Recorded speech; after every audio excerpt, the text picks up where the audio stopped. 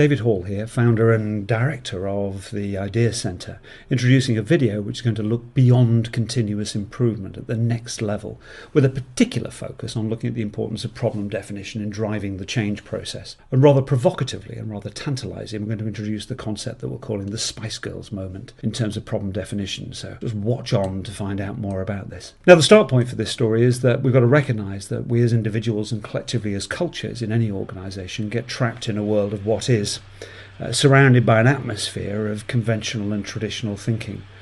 And what we tend to do is define problems in a manner that's entirely consistent with that world in which we're trapped, which does nothing more than continually perpetuate that world in which we're trapped. So, for example, with continuous improvement, we tend to express problems in incremental terms, or wanting to make things better, quicker. We want more of something, we want less of something, we want to increase something, we want to decrease something, example. And all these terms are incremental in terms of their definition. And what they'll do is generate solutions that are entirely consistent with that world in which we're trapped, the world of what is, and therefore don't be surprised that we'll end up with more of the same.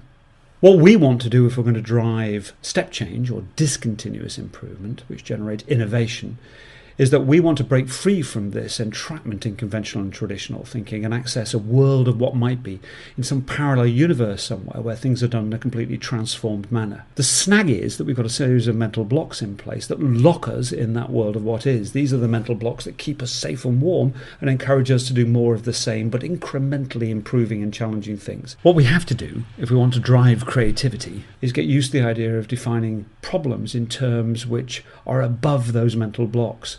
Because then the only way of solving those particular problems is to break free of those mental blocks and release the creativity inherent within the organisation. The snag is that viewed from the world of what is, these new problem statements look impossible, almost by definition, because we're looking at these problem statements above these mental blocks in this world of what might be, from the world of what is. We're looking at those new definitions through the mental blocks. So by definition, they're going to look impossible.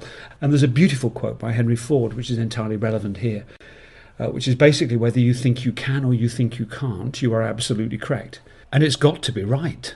If you look at a problem statement and think it's impossible to solve it, then it becomes self-fulfilling because you will behave in a manner that is consistent with that belief and you will find it impossible to solve. Whereas if you look at the problem statement and say, well, I think it is possible, I just haven't found out how yet, then equally that's going to be correct. Because what you've now done is open the door to exploring the problem from different angles to see if you can find that parallel universe where things are done very differently. And the key to doing this, the key to driving this process is a problem definition that drives creativity and innovation. It lies with the Spice Girls, for goodness sake. Basically, we want you to tell us what you want, what you really, really want as an outcome of solving the problem in a perfect, unconstrained world. And if you define a problem in those terms, in terms of the outcome you'd wish for as a result of solving the problem in a perfect, unconstrained Spice Girls world, the only solutions that you can generate must, by definition, break free from those constraints of convention and tradition. And this is what will then drive the creative process. So now what we need to do is we need some help in overcoming those mental blockages, because just talking about it is one thing. We need some mechanisms, some tools to help us achieve that. And therefore it's now time for the creativity to come out. And that's exactly what we do at the Idea Centre. We help organisations understand the things that trap them in that world of what is, and then introduce them to tools and techniques and give them the skills to deliver them